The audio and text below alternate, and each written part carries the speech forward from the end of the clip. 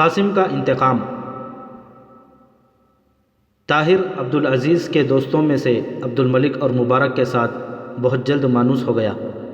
مبارک ایک قوی ہیکل اور سادہ دل سپاہی تھا۔ تعلیم میں بھی وہ باقی سب سے پیچھے تھا۔ احباب کی محفل میں بات کرتے ہوئے وہ بہت جھجکتا، لیکن دریا میں تیرنے، گھنے جنگل میں گھوڑے پر ہرن کا پیچھا کرنے اور اڑتے ہوئے پرندوں کو تیر کا نشانہ بنانے میں اس نے اپنے آپ کو طاہر کی توجہ کا مستحق بنا لیا۔ طاہر کو زید اور مبارک میں بہت سی باتیں مشکّہ نظر آئیں۔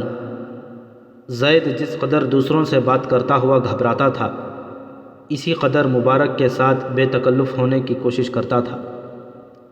افضل ایک خوش وضع نوجوان تھا۔ باتیں کرنے میں وہ کافی ہوشیار تھا، لیکن دوسروں کے مقابلے میں اس کی نفاست اور تن آسانی دیکھ کر طاہر نے اس کے متعلق کوئی بلند رائے قائم نہ کی۔ شکار میں افضل نے تھوڑی دیر اپنے دوستوں کا ساتھ دیا اور پھر ایک درخت کے نیچے گھوڑا باندھ کر آرام سے سو گیا۔ دوپہر کے وقت جب وہ دریا میں تیر رہے تھے، زید کو اس بات سے خوشی ہوئی کہ گہرے پانی سے دور رہنے کے لیے اسے ایک ساتھی مل گیا ہے۔ طاہر جس نوجوان سے متاثر ہوا وہ عبدالملک تھا۔ قد میں وہ عبدالعزیز سے ذرا کم تھا۔ جسمانی طور پر وہ کافی تنومند تھا، لیکن اس کا چہرہ نسبتاً لمبوترا اور پتلا تھا۔ اس کی کشادہ پیشانی، تیکھے نقوش اور بڑی بڑی سیاہ آنکھوں میں غایت درجے کی جاذبیت تھی۔ اس نے بغداد کی بہترین درسگاہوں میں تعلیم حاصل کی تھی اور بغداد کے مروجہ علوم پر اسے کافی عبور تھا، اور جس قدر طاہر اس کے خیالات کی پختگی سے متاثر ہوا تھا، اس سے کہیں زیادہ وہ طاہر کی ذہانت اور تجیر علمی کا معترف تھا۔ تھوڑی دیر باتیں کرنے کے بعد طاہر اور عبدالملک یہ محسوس کر رہے تھے کہ وہ مدت سے ایک دوسرے کو جانتے ہیں۔ موسیٰ اور نصیر خالص سپاہی تھے۔ انہیں علم و ادب سے کوئی وابستہ نہ تھا۔ فقط عبدالعزیز کی شخصیت اور محبت نے انہیں اس ٹولی میں شامل کر دیا تھا، اور جس وقت باقی دوست درختوں کے سائے میں بیٹھ کر نہایت اہم مسائل پر گفتگو کر رہے تھے، یہ دونوں ذرا دور بیٹھ کر آپس میں جھگڑ رہے تھے۔ موسیٰ کہہ رہا تھا، میں نے جو ہرن شکار کیا ہے وہ وزن میں تمہارے ہرن سے بھاری ہے اور اس کے سینگ تمہارے ہرن سے زیادہ خوبصورت ہیں۔ نصیر اسے جھوٹا ثابت کرنے کی کوشش کر رہا تھا۔ وہ کہہ رہا تھا، تم نے خواب میں بھی ایسا ہرن شکار نہیں کیا ہوگا۔ زید کو ان کا جھگڑا علمی مباحث سے زیادہ دلچسپ محسوس ہوا اور وہ اٹھ کر ان کے قریب جا بیٹھا۔ انہوں نے ایک دوسرے کو اپنی بات منوانے سے مایوس ہو کر زید کو اپنا ثالث بنا لیا۔ زید ہرن کی خوبیوں سے زیادہ اس کی وکالت میں نصیر کے جوش و خروش سے متاثر ہوا اور اس نے نصیر کے حق میں فیصلہ دے دیا۔ موسیٰ اسے اپنے فیصلے پر نظر ثانی کرنے کے لیے آمادہ کر رہا تھا، لیکن نصیر نے کہا، بس اب ثالث کے فیصلے کے بعد تمہیں بولنے کا کوئی حق نہیں۔ موسیٰ نے زید پر اپنا غصہ یوں اتارا کہ جب یہ تینوں دریا میں نہا رہے تھے، موسیٰ نے مذاق میں زید کی گردن دبا کر اسے 2-3 غوطے دے دیے۔ زید نے باہر نکل کر اسے کشتی کے لیے للکارا، اور جب موسیٰ مقابلے کی دعوت پر لبیک کہتا ہوا باہر نکلا، مبارک، افضل اور عبدالعزیز طاہر اور عبدالملک کو چھوڑ کر ان کے گرد آ جمع ہوئے۔ زید موسیٰ کو پچھاڑ کر اس کی چھاتی پر چڑھ بیٹھا اور بولا، اب ان سب کے سامنے اعلان کرو کہ میرا فیصلہ صحیح تھا۔ موسیٰ نے تھوڑی دیر ہاتھ پاؤں مارنے کے بعد ہنستے ہوئے کہا، میں اعلان کرتا ہوں کہ تمہارا فیصلہ بالکل صحیح تھا۔ زید نے کہا، وعدہ کرو کہ آئندہ پانی میں مجھے غوطہ نہیں دو گے۔ موسیٰ نے وعدہ کیا اور زید نے اسے چھوڑ دیا۔ عصر کی نماز کے بعد ان لوگوں نے تیر اندازی کی مشق شروع کر دی، لیکن طاہر، عبدالعزیز اور عبدالملک دریا کے کنارے سیر کے لیے چل دیے۔ سورج غروب ہونے کے قریب تھا اور وہ خیمے کی طرف لوٹنے کا ارادہ کر رہے تھے کہ دور سے ایک سوار سرپٹ آتا ہوا دکھائی دیا اور وہ اس کی طرف دیکھنے لگے۔ سوار کو قریب آتا دیکھ کر عبدالعزیز نے کہا، یہ کوئی عورت معلوم ہوتی ہے، اور طاہر نے اپنے دل میں ایک خلش سی محسوس کی۔ گھوڑا قریب آنے پر یہ خلش پریشانی اور اضطراب میں تبدیل ہونے لگی۔ یہ صفیہ تھی۔ پیشانی اور آنکھوں کے سوا اس کا باقی چہرہ نقاب میں چھپا ہوا تھا۔ اس نے کچھ فاصلے پر گھوڑا روک لیا اور تذبذب کے عالم میں یکے بعد دیگرے ان تینوں کی طرف دیکھنے لگی۔ ایک لمحہ توقف کے بعد اس نے گھوڑے کو چند قدم آگے بڑھا دیا اور طاہر پر نظریں گاڑ دیں۔ اس کی آنکھیں کسی تکلیف دہ احساس کی ترجمانی کر رہی تھیں، لڑکی کی ہچکچاہٹ سے متاثر ہو کر عبد الملک نے طاہر سے مخاطب ہو کر کہا، وہ تم سے کچھ کہنا چاہتی ہے، جاؤ۔ طاہر نے آگے بڑھ کر سوال کیا، آپ مجھ سے کچھ کہنا چاہتی ہیں؟ لڑکی نے اپنے تیز تیز سانس پر قابو پاتے ہوئے جواب دیا، ہاں، میں آپ کو یہ بتانے کے لیے آئی تھی کہ قاسم آج رات۔ طاہر نے کسی قدرے طنزیہ لہجے میں اس کا فقرہ پورا کرتے ہوئے کہا، ہمیں قتل کر ڈالے گا، لہٰذا ہمیں بغداد سے 100 کوس دور نکل جانا چاہیے۔ میرے خیال میں مجھے پہلے بھی آپ سے ملاقات کا شرف حاصل ہو چکا ہے۔ صوفیہ کے دل کو ایک گہرا چرکا لگا اور اس نے کانپتی ہوئی مجروح آواز میں کہا، میں آپ کو بغداد کے بذلۂ سنج اور حاضر جواب نوجوانوں سے مختلف سمجھتی ہوں۔ بہرحال میں اپنا فرض پورا کرتی ہوں۔ قاسم رات کے وقت 15-20 آدمیوں کے ساتھ کشتی پر یہاں پہنچ کر اچانک آپ پر حملہ کر دے گا۔ آپ یہاں سے چلے جائیں یا اپنی تفریح کے لیے کوئی اور جگہ منتخب کر لیں تو اس میں آپ کی بھلائی ہے، ورنہ شاید بغداد میں کوئی یہ نہ پوچھے کہ کون قتل ہوا اور کس نے قتل کیا۔ طاہر کے شکوک یقین کی حد تک پہنچ چکے تھے۔ اس نے کہا، آپ کی تکلیف کا شکریہ۔ آپ قاسم سے کہہ دیجئے کہ ایک عقل مند آدمی 2 بار ایک غلط حربہ استعمال نہیں کرتا۔ میں آپ کو پہلے بھی یقین دلا چکا ہوں، میں اس کا دشمن بننے کے بجائے اس کا دوست بننے کو ترجیح دوں گا، لیکن مجھے مروب کرنے کے لیے جو طریقے وہ اختیار کر رہا ہے اسے ہر سلیم الفطرت انسان برا سمجھے گا۔ میں اسے گلے لگانے کے لیے تیار ہوں، اس کے پاؤں پر رینگنے کے لیے کبھی تیار نہیں ہوں گا۔ صوفیہ کے لیے طاہر کا ہر لفظ زہر میں بجھا ہوا نشتر تھا۔ اپنے خلوص و احسار کی تضحیک اس کے لیے ناقابل برداشت تھی۔ اس نے غصے سے کانپتی ہوئی بلند آواز میں کہا، تم ایک وحشی جاہل اور مغرور بدو ہو۔ تم یہ سمجھتے ہو کہ مجھے قاسم نے بھیجا ہے اور میں اس کے کہنے پر یہاں آئی ہوں، اور کل بھی تم میرے متعلق یہ رائے لے کر گئے تھے کہ میں اس کی اعلی کار ہوں اور میں تمہیں مروب کرنے کے لیے جھوٹ بول رہی تھی۔ میں نے تمہیں سمجھنے کی غلطی کی، تم قاسم سے مختلف نہیں، میں بے وقوف تھی، اور اب میں تمہیں یہ کہتی ہوں کہ تم رات کے وقت اپنے خیمے میں چراغ جلا کر آرام سے سو جاؤ تاکہ قاسم کو تمہیں تلاش کرنے میں دیر نہ لگے۔ صوفیہ یہاں تک کہہ کر ہچکیاں لینے لگی اور طاہر اس کے الفاظ کی تلخی سے زیادہ اس کی خوبصورت آنکھوں میں چھلکتے ہوئے آنسوؤں سے متاثر ہو رہا تھا۔ اس نے کسی پھول کی پنکھڑی پر شبنم کے خطروں میں وہ جاذبیت نہ دیکھی تھی جو اسے اس کی پلکوں میں اٹکے ہوئے موتیوں میں نظر آ رہی تھی۔ اس نے سوچا، اگر میں نے اس لڑکی کے متعلق غلط رائے قائم کی ہو تو۔ صوفیہ نے ایک لمحے کے لیے اپنی آنکھیں آستین میں چھپا لیں اور اس کے بعد طاہر پر ایک ایسی نظر ڈالنے کے بعد جس میں غصہ بھی تھا اور رحم بھی، گھوڑے کی باگ موڑ لی۔ لیکن عبد الملک جو چند قدم پر کھڑا یہ گفتگو سننے کے بعد ایک نتیجے پر پہنچ چکا تھا، تیزی سے آگے بڑھا اور گھوڑے کی باگ پکڑتے ہوئے بولا، معزز خاتون، مجھے آپ سے ہم کلام ہونے کا حق نہیں، لیکن ایسے موقع پر کچھ کہے بغیر نہیں رہ سکتا۔ مجھے یہ معلوم نہیں کہ آپ اور طاہر ایک دوسرے کو کب سے جانتے ہو، بہرحال آپ کے آنسو آپ کے خلوص کی شہادت دیتے ہیں۔ طاہر نے شاید آپ کو سمجھنے میں غلطی کی ہے، لیکن آپ اس غلطی کو ناقابل معافی نہ سمجھیے۔ وہ بغداد میں ایک اجنبی ہے، یہاں کے حالات سے واقف نہیں۔ آپ کے متعلق اگر اس نے غلط رائے قائم کی ہے تو اس کی وجہ غالباً یہ ہے کہ طاہر قاسم کو ایک بہادر نوجوان سمجھتے ہوئے اس کے متعلق فوراً بری رائے قائم کرنے کے لیے تیار نہیں۔ اسے یہ معلوم نہیں کہ بغداد کی امراء کی ذہنیت کس قدر گھناؤنی ہے۔ میں قاسم کو جانتا ہوں اور طاہر کی طرف سے معذرت پیش کرتا ہوں۔ آپ کو طاہر کے الفاظ سے یقیناً رنج ہوا ہوگا، لیکن آج رات اگر قاسم کے متعلق اس کی خوش فہمی دور ہو گئی تو اس کے بعد آپ سے اس طرح پیش آنے پر اسے جو ندامت اور افسوس ہوگا شاید آپ اس کا اندازہ نہ لگا سکیں۔ میں سمجھ سکتا ہوں کہ آپ کن مشکلات کا سامنا کرتے ہوئے یہاں پہنچی ہوں گی۔ آپ نے ہم پر بہت احسان کیا اور میں آپ کو اطمینان دلاتا ہوں کہ ہم اس خطرے سے بچ نکلنے کی کوشش کریں گے، اور آپ کو یہ بھی یقین دلاتا ہوں کہ طاہر کو بھی آپ احسان فراموش نہیں پائیں گے۔ اگر گستاخی نہ ہو تو میرا خیال ہے کہ آپ صوفیہ ہیں۔ صوفیہ نے جواب دیا، ہاں، لیکن آپ کو میرے یہاں آنے سے کوئی غلط فہمی ہوئی ہو تو آپ اپنی بیوی سے پوچھ لیں۔ اگر آپ عبد الملک ہیں تو آپ کی بیوی مجھے اچھی طرح جانتی ہیں۔ عبد الملک نے کہا، آپ اطمینان رکھیے، مجھے آپ کے متعلق کوئی غلط فہمی نہیں ہو سکتی۔ صوفیہ کے غصے کی آگ سرد ہو چکی تھی۔ طاہر کو ندامت اور افسوس کی حالت میں سر جھکائے ہوئے دیکھ کر اس نے کہا، جب یہ اپنے طرز عمل پر نادم ہوں گے تو مجھے بھی اپنی سخت کلامی پر افسوس ہوگا۔ میں پھر ایک بار کہتی ہوں کہ قاسم رات کے وقت آئے گا، آپ باخبر رہیں، اور میں یہ بھی چاہتی ہوں کہ قاسم کو کوئی نقصان نہ پہنچے، آپ وعدہ کیجئے۔ عبد الملک نے کہا، میں وعدہ کرتا ہوں کہ قاسم کے سر کا بال تک بیگا نہیں ہوگا۔ طاہر نے گردن اوپر اٹھائی اور کہا، اگر میں ابھی اپنی ندامت کا اظہار کر دوں تو آپ مجھے قابل معافی سمجھیں گی؟ نہیں، ابھی نہیں۔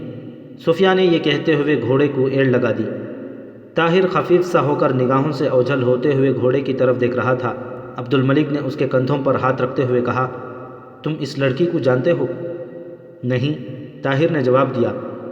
میں پوچھ سکتا ہوں کہ اسے پہلی بار تم نے کب اور کہاں دیکھا تھا؟ کل رات وزیر اعظم کے محل کے باغ میں۔ لیکن یہ ہے کون؟ قاسم کی چچا زاد بہن صوفیہ۔ اور اس کے باوجود تم یہ سمجھتے ہو کہ میرا اندازہ غلط تھا؟ تمہارا اندازہ اگر میں غلط سمجھتا ہوں تو اس کی وجہ بھی یہی ہے کہ وہ قاسم کی چچا زاد بہن ہے اور اس کا باپ بغداد کے تمام امراء سے مختلف تھا۔ لیکن اب چلو، نماز کا وقت ہو رہا ہے۔ طاہر ان کے ساتھ چل دیا۔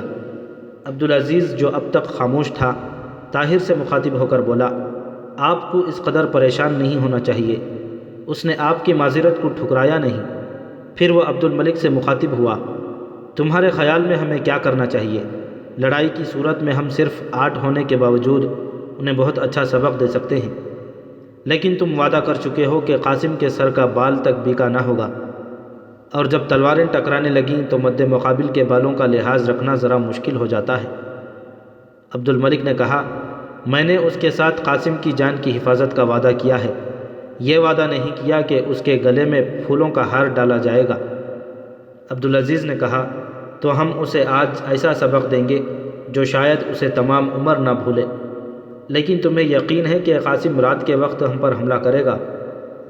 عبد الملک نے جواب دیا، اس لڑکی کے متعلق مجھے جو کچھ معلوم ہے، میں اس کے پیش نظر اس پر یقین نہ کرنا گناہ سمجھتا ہوں۔ قاضی عبد الرحمن اسے قرآن و حدیث کی تعلیم دیا کرتے تھے، میری بیوی بھی ان کی شاگرد تھی، اس لیے یہ دونوں ایک دوسرے کو اچھی طرح جانتی ہیں۔ میری بیوی اس کے متعلق بہت بلند رائے رکھتی ہے۔ عبدالعزیز نے سوال کیا، لیکن تم نے اسے کیسے پہچان لیا؟ تم نے غور نہیں کیا، اس کے نیچے قاسم کا گھوڑا تھا۔ صوفیہ تھکے ہوئے گھوڑے کو کبھی آہستہ اور کبھی تیز رفتار سے بھگاتی ہوئی جا رہی تھی۔ اپنے محل سے کوئی نصف کوس کے فاصلے پر اس نے سکینہ کو جا لیا۔ سکینہ راستے میں رک رک کر کئی بار اسے غصے کی حالت میں گالیاں دے چکی تھی اور محبت سے مجبور ہو کر اس کی سلامتی کی دعائیں کر چکی تھی۔ کبھی وہ کہتی، صوفیہ تم زندہ اور سلامت لوٹاؤ تو میں اتنے دینار خیرات کروں گی، اور کبھی وہ اپنے ہونٹ کاٹتے ہوئے یہ کہتی، صوفیہ تم ایک بار آ جاؤ، میں تمہارے ساتھ وہ سلوک کروں گی جو تمہیں عمر بھر یاد رہے۔ تمہارے ساتھ سیر کے لیے نکلنا تو درکنار، میں کبھی بات تک نہ کروں گی۔ صوفیہ پگلی، نادان، بے وقوف، اب شام ہو رہی ہے، تم کہاں جا بیٹھی ہو؟ میں گھر جا کر کیا جواب دوں گی؟ کل تک سارے شہر میں مشہور ہو جائے گا کہ صوفیہ غائب ہو گئی۔ اور جب صوفیہ اس کے قریب پہنچ کر کہہ رہی تھی، آپا سکینہ، بھلا یہ ہو سکتا ہے کہ تم مجھ سے خفا ہو جاؤ؟ ذرا میری طرف دیکھو تو میں صوفیہ ہوں، تمہاری ننھی صوفیہ۔ تو سکینہ کے لیے یہ فیصلہ کرنا ممکن تھا کہ اسے کیا کہنا چاہیے۔ صوفیہ نے پھر کہنا شروع کیا، آپا، میری آپا، تمہیں اس قدر خفا دیکھنے سے تو بہتر تھا کہ میں گھوڑے سے گر کر مر جاتی۔ بہت بے وقوف ہو تم۔ سکینہ نے یہ کہتے ہوئے صوفیہ کی طرف دیکھا اور اس کی آنکھوں میں آنسو امڈ آئے۔ تھوڑی دیر آگے چل کر سکینہ نے کہا، اگر تمہیں حسن بن صباح کی جماعت کا کوئی آدمی مل جاتا تو؟ صوفیہ نے ہنستے ہوئے جواب دیا، تو میں اسے یہ کہتی، تمہاری جنت میں حور بن کر رہنے کی مستحق میں نہیں، سکینہ ہے۔ سکینہ نے کہا، اور گھر والوں نے ہماری تلاشی شروع کر دی تو کیا بہانہ بناؤ گی؟ صوفیہ نے اطمینان سے جواب دیا، ابھی تو شام ہوئی ہے، چاندنی راتوں میں تو ہم کئی دفعہ عشاء کے وقت گھر لوٹا کرتے ہیں۔ دریا کے پل کے قریب پہنچ کر صوفیہ کو 2 کشتیاں دکھائی دیں۔ فاصلہ زیادہ ہونے کی وجہ سے وہ کشتی پر سوار ہونے والوں کو اچھی طرح نہ دیکھ سکی، لیکن کشتیوں کی رفتار دیکھ کر اسے یقین ہو گیا کہ وہ قاسم اور اس کے ساتھی ہیں۔ اپنے ساتھیوں سے مشورہ کرنے کے بعد قاسم نے طاہر اور اس کے ساتھیوں کے خیمے سے کوئی 200 گز اوپر کشتیاں کنارے پر لگانے کا حکم دیا۔ کنارے پر اتر کر ان سب نے اپنے چہروں پر نقاب ڈال لیے اور چاند کی روشنی سے بچنے کے لیے سامنے درختوں کے سائے میں پہنچ کر دبے پاؤں خیمے کی طرف بڑھنے لگے۔ خیمے کے قریب وہ ایک گھنے درخت کے سائے میں کھڑے ہو گئے اور تھوڑی دیر کانا پھونسی کے بعد ایک شخص آگے بڑھا۔ اس نے دبے پاؤں خیمے کی گرد ایک چکر لگانے کے بعد اندر جھانک کر دیکھا اور اپنے ساتھیوں کے پاس واپس آ کر آہستہ سے کہنے لگا، اندر ایک کونے میں آگ جل رہی ہے اور وہ اپنے اوپر چادریں ڈال کر خرگوش کی نیند سو رہے ہیں۔ ہمارے لیے یہ بہترین موقع ہے۔ قاسم نے کہا، لیکن ان کے گھوڑے دکھائی نہیں دیتے۔ ایک شخص نے جواب دیا، گھوڑے اگر انہوں نے جنگل میں چرنے کے لیے کھلے نہیں چھوڑ دیے تو ان کی بے خبری میں کوئی چرا کر لے گیا ہوگا۔ اب ہمیں وقت ضائع نہیں کرنا چاہیے۔ قاسم کے اشارے پر سب نے تلواریں نکال لیں۔ لوکس نے آگے بڑھ کر قاسم کا بازو پکڑتے ہوئے کہا، آپ نے وعدہ کیا تھا کہ آپ انہیں جگا کر بھاگنے یا مقابلے کے لیے مسلح ہونے کا موقع دیں گے۔ قاسم نے جواب دیا، اگر آپ ہمارا ساتھ نہیں دینا چاہتے تو علیحدہ رہ سکتے ہیں۔ آپ کی ضرورت پڑی تو آپ کو بلا لیا جائے گا، لیکن یاد رکھیے آپ ہماری اس کارگزاری میں حصے دار ہیں۔ اگر آپ کے پاس یہ راز محفوظ نہ رہ سکا تو جو جرم ہم پر بہت مشکل سے ثابت ہوگا وہ آپ پر شاید آسانی سے ثابت کر سکتے، لیکن میں آپ کو اسی لیے اپنے ساتھ لے آیا ہوں۔ اب آپ واپس پہنچ کر یہ ثابت نہیں کر سکیں گے کہ ہمارے ساتھ اتنا راستہ چلنے کے بعد بھی آپ کی حیثیت محض ایک تماشائی کی تھی۔ اگر آپ تلوار نیام سے نہیں نکالنا چاہتے تو آپ کو یہ وعدہ کرنا ہوگا کہ آپ کی زبان بھی محتاط رہے گی۔ لوکس نے کچھ سوچ کر جواب دیا، میں نے ایک دوست کی حیثیت سے اپنا فرض ادا کیا، لیکن آپ کا یہی فیصلہ ہے تو میں آپ کے ساتھ ہوں۔ قاسم نے کہا، مجھے آپ سے یہی توقع تھی۔ اب میں چاہتا ہوں کہ اس کھیل کو ذرا دلچسپ بنایا جائے اور آپ کو یہ اعتراض بھی نہ ہو کہ ہم نے انہیں بھاگنے کا موقع نہیں دیا۔ ممکن ہے کہ وہ لڑے بغیر بھاگنے کے لیے آمادہ ہو جائیں اور ہمیں خواہ مخواہ اپنی تلواروں کو ان کے خون سے نہ رنگنا پڑے۔ اگر انہوں نے یہ وعدہ کیا کہ وہ دوبارہ بغداد میں داخل نہیں ہوں گے تو شاید انہیں خراش تک نہ آئے۔ میں یہ چاہتا ہوں کہ ان کا خیمہ گرا دیا جائے۔ اب ہمیں جلدی کرنی چاہیے۔ قاسم کی اس تجویز پر اس کے بعض ساتھیوں نے اسے کھلے دل سے داد دی۔ وہ درخت کے سائے سے نکل کر زمین پر رینگتے ہوئے خیمے کے گرد جمع ہو گئے۔ قاسم کا اشارہ پا کر انہوں نے بیک وقت خیمے کے تمام رسیاں کاٹ ڈالیں اور اسے ایک طرف کھینچ کر چوبیں گرا دیں۔ ایک لمحے کے لیے ان سب نے اپنے دلوں میں زبردست دھڑکنیں محسوس کیں۔ ایک ثانیے کے لیے ان کے کان زمین پر بچھے ہوئے کپڑے کے نیچے سے طرح طرح کی آوازوں کے منتظر تھے، اور پھر تھوڑی دیر کے لیے ان کی آنکھیں سونے والوں کے کروٹوں کی منتظر رہیں۔ قاسم اور اس کے ساتھیوں کی تشویش اضطراب میں تبدیل ہونے لگی۔ سب نے ایک دوسرے کی طرف معنی خیز نگاہوں سے دیکھا۔ کئی جگہ سے کپڑے کی ابھری ہوئی سطح یہ ظاہر کرنے کے لیے کافی تھی کہ خیمہ خالی نہیں تھا۔ لوکس نے دبی زبان میں قاسم سے کہا، ہو سکتا ہے انہوں نے ہمیں دیکھ لیا ہو اور ہماری تعداد سے سہم گئے ہوں۔ آپ انہیں آواز دے کر جان بخشی کا وعدہ کریں۔ مجھے یقین ہے کہ وہ بغداد چھوڑنے پر آمادہ ہو جائیں گے۔ خیمے میں ایک طرف آگ سلگ رہی تھی۔ قاسم کے ایک ساتھی نے اٹھتے ہوئے دھوئیں کی طرف اشارہ کرتے ہوئے کہا، اگر وہ گدھے کی نیند سوتے ہیں تو بھی انہیں اب تھوڑی بہت حرارت محسوس کر لینا چاہیے تھی۔ قاسم نے بلند آواز سے کہا، اب دھوکے سے کام نہیں چلے گا۔ اگر بچنا چاہتے ہو تو بغداد جانے کے بجائے یہاں سے سیدھا کسی اور ملک کا رخ کرو۔ تمہارے سر پر 18 تلواریں موجود ہیں۔ خیمے میں آگ لگ چکی ہے۔ جواب دو، بغداد چھوڑنے کا وعدہ کرتے ہو یا نہیں؟ جب کوئی جواب نہ ملا تو قاسم نے آگے بڑھ کر تلوار کی نوک سے ایک ابھری ہوئی جگہ کو ٹٹولنا شروع کیا۔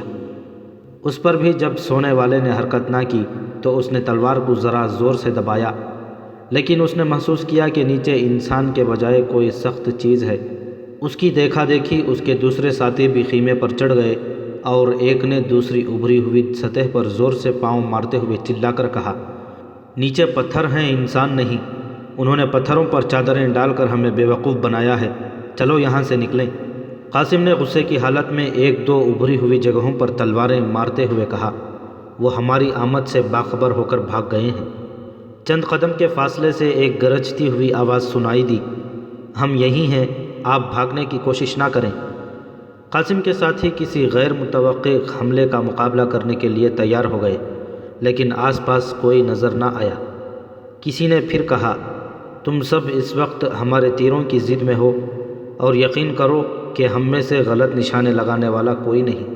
قاسم نے محسوس کیا کہ بولنے والا سامنے درخت پر چھپا ہوا ہے، اور اس نے اپنے ساتھیوں کو دریا کے کنارے کے ساتھ ساتھ دائیں طرف ہٹنے کا مشورہ دیا۔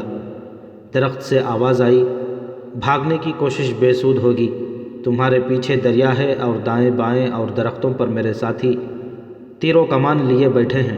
اگر تم کو یقین نہیں آتا تو کسی طرف بھی 4 قدم اٹھا کر دیکھ لو، تم ہمیں دیکھ سکتے ہو، نہ تمہارا کوئی ہتھیار ہم تک پہنچ سکتا ہے۔ قاسم انتہائی بدحواسی کی حالت میں چلایا، تم کیا چاہتے ہو؟ ہم صرف دل لگی کے لیے آئے تھے۔ ہم بھی صرف دل لگی کے لیے درختوں پر چڑھے ہیں۔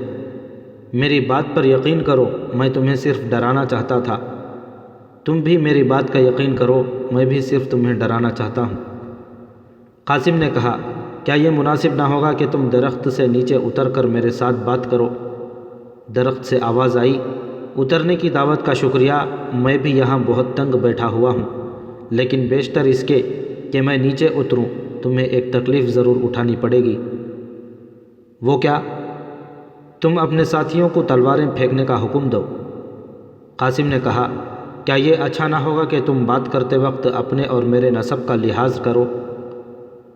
درخت سے آواز آئی، گستاخی معاف، تمہارے چہرے پر نقاب ہے اور میں آواز سے تمہیں نہیں پہچان سکا۔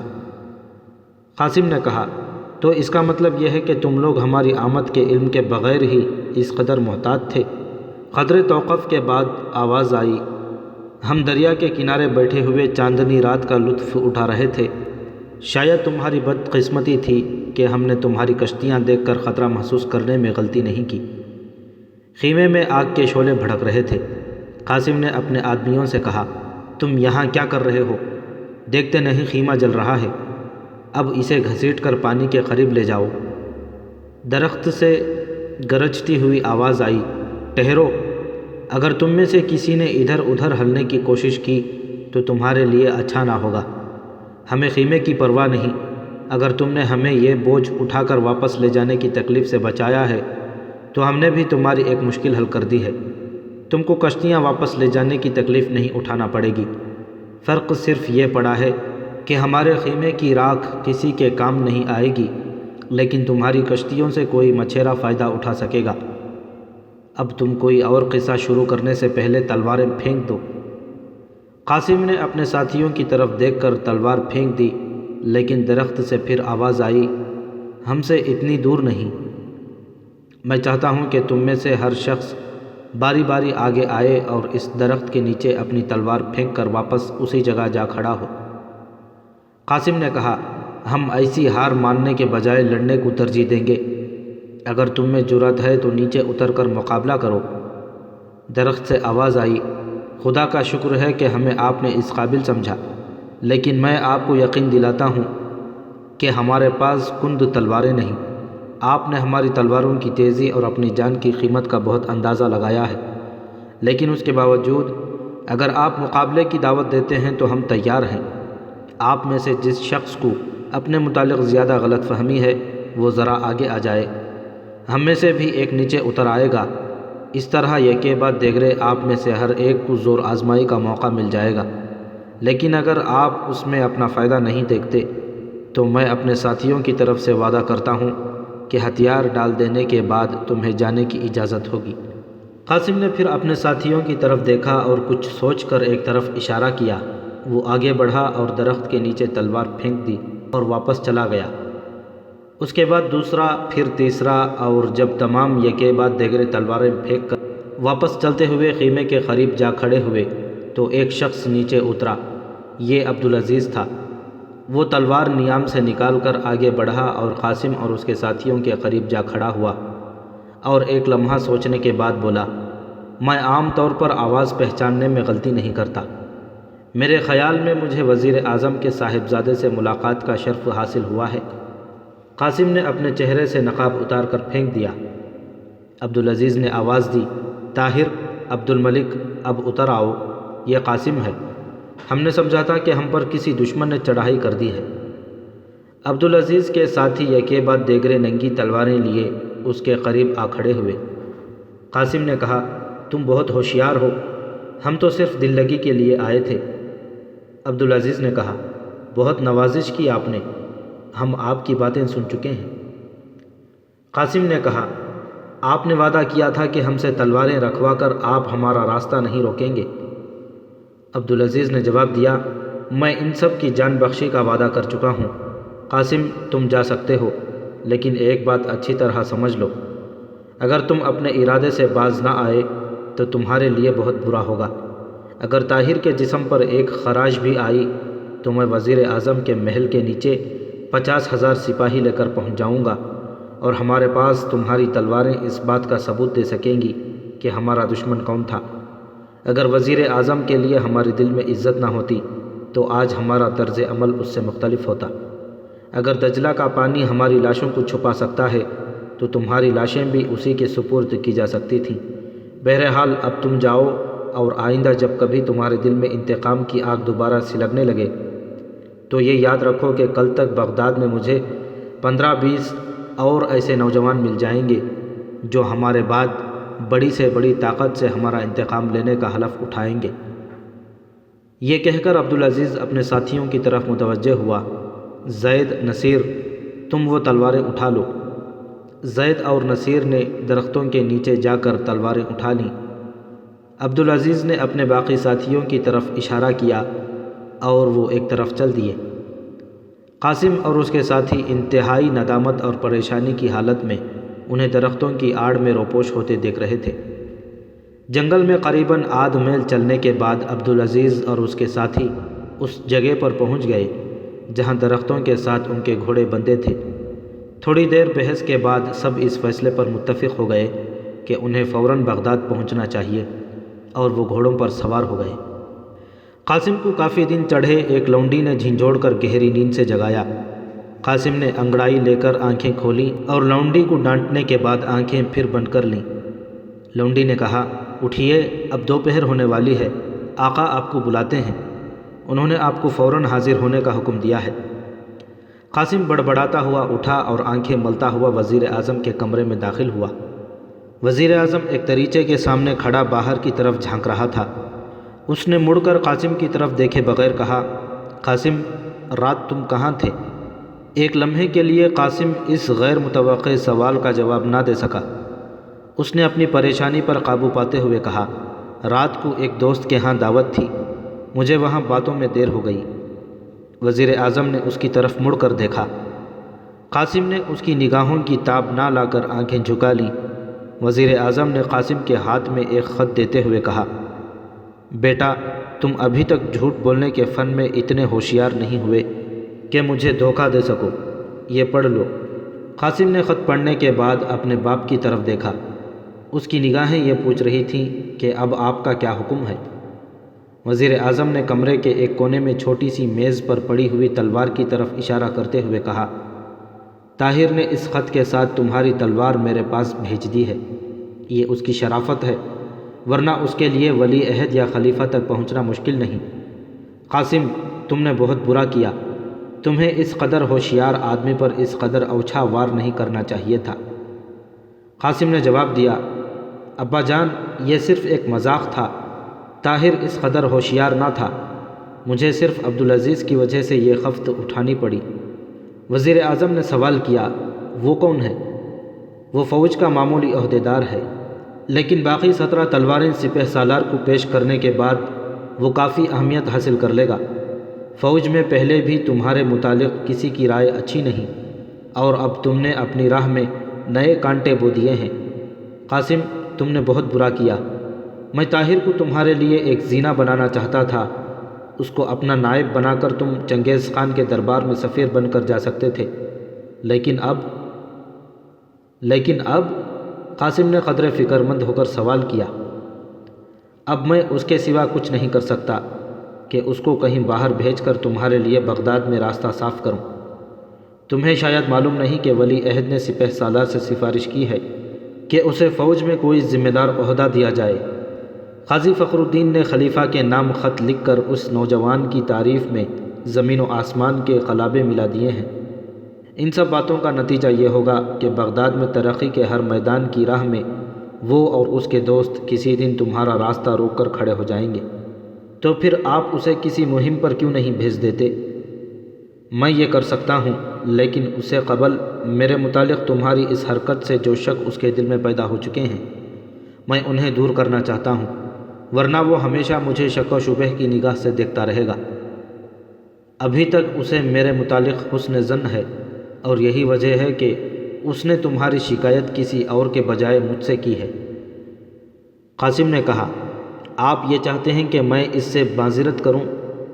نہیں، اس طرح نہیں، وہ تم سے اور بدظن ہو جائے گا۔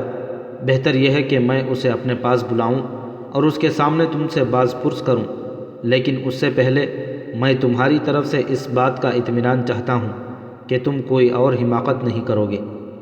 فوج سے جو نوجوان تمہارے ساتھ گئے تھے، ان کے متعلق میں سپہ سالار کو لکھ رہا ہوں کہ انہیں فوراً معزول کر دیا جائے۔ لیکن ابا جان، وہ میرے دوست ہیں، وہ میری مدد کرنا چاہتے تھے، اس میں ان کا کیا قصور؟ سردست میرے سامنے یہ مسئلہ نہیں کہ ان کا قصور تھا یا نہیں۔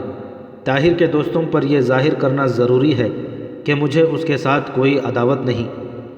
طاہر ولی عہد شہزادہ مستنصر اور سپہ سالار تک رسائی حاصل کر چکا ہے۔ خلیفہ نے اگر اسے سلطنت مصر کا جاسوس نہ سمجھ لیا تو عین ممکن ہے کہ وہ مجھ سے مشورہ کیے بغیر اسے کسی عہدے پر فائز کر دیں۔ اس صورت میں اپنے مخالفین کے خلاف اس کا سب سے بڑا حربہ اس کی دولت ہوگی، اور میں یہ نہیں چاہتا کہ تم ایسے شخص کو اپنا دشمن بنا لو جس کے بازوؤں کو قدرت نے پہاڑوں کا کلیجہ چیرنے اور آسمان کے تارے نوچنے کی قوت عطا کی ہے۔ وہ ایک قابل قدر اور مخلص نوجوان ہے۔ ایسے شخص کی دوستی فائدہ مند اور دشمنی خطرناک ہوتی ہے۔ مجھے اس کی ضرورت ہے، اور میں اس کے خلاف تمہاری کوئی سفارش برداشت نہیں کروں گا۔